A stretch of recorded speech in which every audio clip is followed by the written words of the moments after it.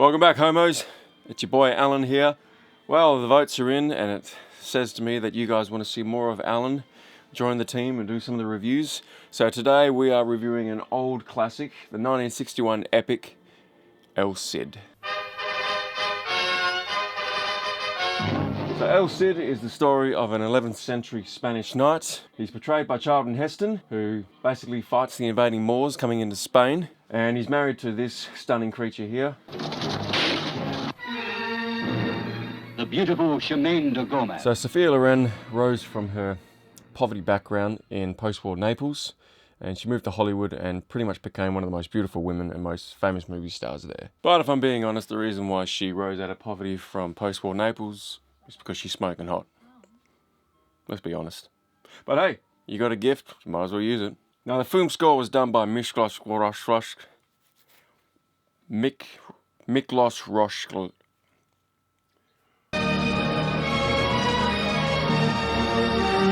Same guy did the score for Ben-Hur 2 years previous, so the score is very similar to Ben-Hur, it's just not as good. I kind of view the score in this as kind of like a discount Ben-Hur. You know, it just doesn't have the same energy and like ostentatious bravado score behind it, you know? It's kind of very discount.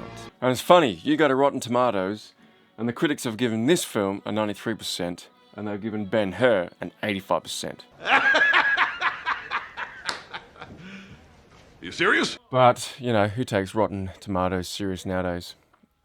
You want the real reviews, you want the real honest to God, you know, genuine reviews. You come to Home Video, your boy Alan will set you up. And James, you know, whenever he's available, you know, he's good as well. So apparently during the movie, Charlton Heston and Sophia Loren did not like each other. Apparently they hated each other. And that came down to the fact that Sophia Loren was paid more than he was for the filming.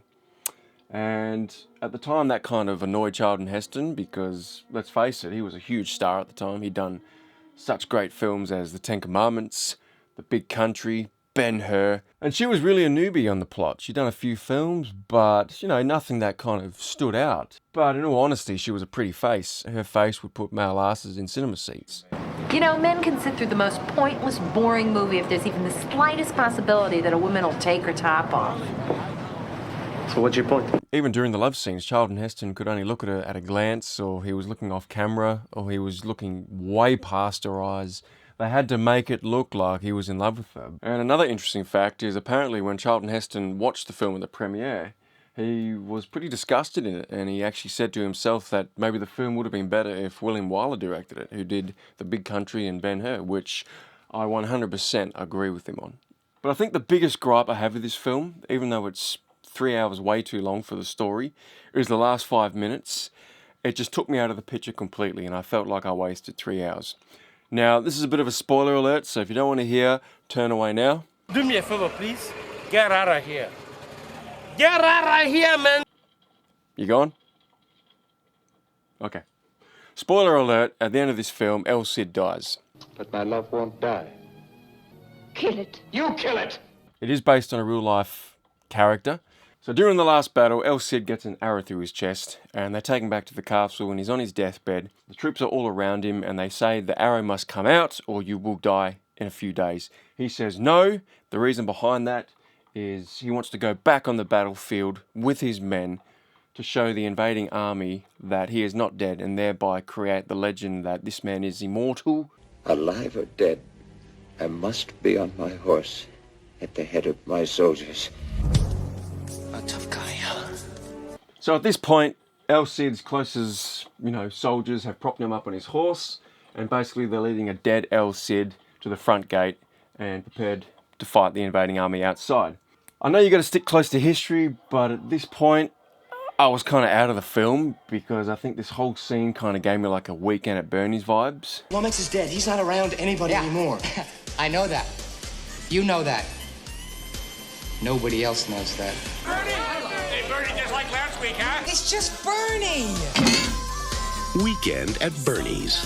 If you haven't seen that film, check it out. 1989, Andrew McCarthy, really good. So this is the very last shot of the film. And this took me way out of it. I just felt like I wasted 3 hours here. So here we have the army triumphant over the invading Moors, and they're now praying to their god to honour El Cid. and give him a proper send-off. That's El Cid. He's still on his horse, a dead guy, just riding past everyone. And I get why they did it, because this shot looks very symbolic, and it's like, oh, the legend of El Cid is riding off into the sunset. But like, were any of these soldiers there going like, hey, I think we better get that dead guy off his horse, because he's just riding into nowhere. And it's, I don't know, I mean, I kind of look at it that way, and like, there he goes, just this dead guy riding off. Like, no one's like thinking like we're gonna grab him, or we're gonna stop him. But I don't know, I mean, who knows, he could just ride straight into the ocean and no one would care.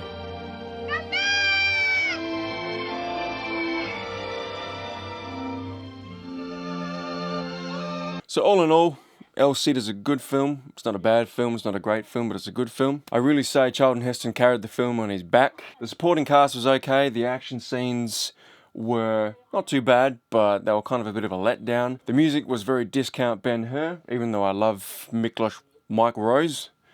Sophia Loren was really there for the eye candy, but she did a good job.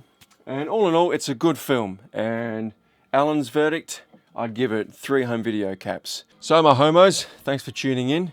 Leave a comment. What did you think of El Cid? Have you seen it? Have you not seen it? Did you like it? Like and subscribe on the channel. And until then, this is Alan, your boy, signing off from the home video channel.